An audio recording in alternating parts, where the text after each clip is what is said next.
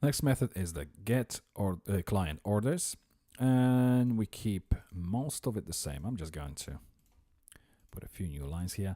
After the if statement, we simply return null, and we change the statement a little bit. We're removing this escape. Here we just assign the question mark to it, which is a placeholder for the value. And this client ID goes as a second parameter to our fetch all method. And obviously, rather than db, it's going to be underscore db, which is a new database class. And everything else stays exactly the same. Now we can move to the next method, which is get status, right underneath. Again, let's create a few new lines so we can read the statement a little bit better. And again, we're going to return null if ID is empty. Select all from table 3.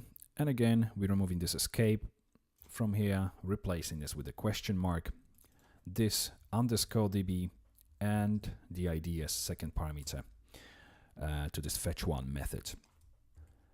Next method is get orders. What we're going to do is create the array right at the top, which is going to be an empty array. Then we go for the statement, select all from, I'm just going to put on a new line, and then we can move it here. Then rather than going for SQL concatenation here, what we're going to do is we simply check if is an empty search, then we're going to proceed with our statement, and our statement will simply be concatenation. So SQL dot equal, and we go for where ID equals question mark. And now we're going to add the value to our array. So array 2 square brackets equals and our srch, which is basically sent through the parameter. Now we can remove all this from here. Then we have concatenation with order by date descending, which is all good. And lastly, we need to change this db to underscore db, fetch all, and we pass in the array here as the second parameter. So that's our get orders methods. Next method is get statuses. Again, I'm just going to clean up here a little bit. There we go. And order by ID ascending, which is all good. We just need to replace this underscore db, fetch all SQL stays the same. Nothing much changes here. Then update order, and let me scroll up a little bit. As you can see here, we obviously have this long if statement. So I'm just going to cut all this from within this if statement, create a few new lines above our update order method, and create a new private method here. Function underscore is update order valid.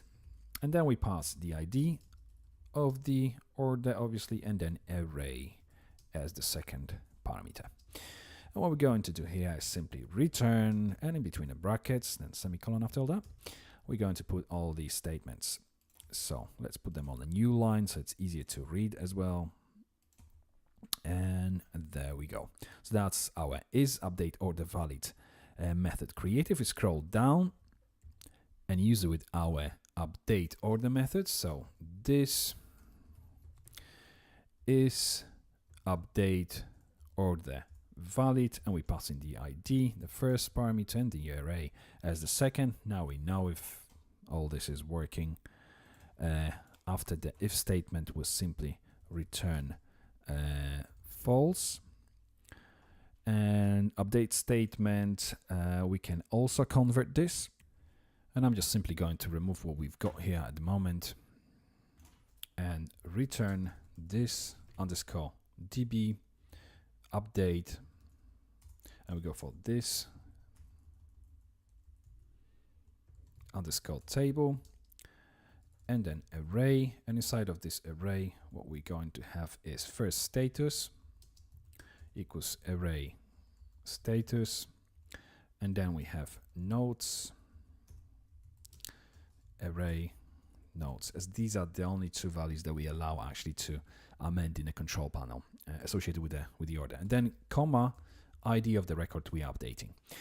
So that's our update order. If we scroll down, we have one last method there, which is called remove order.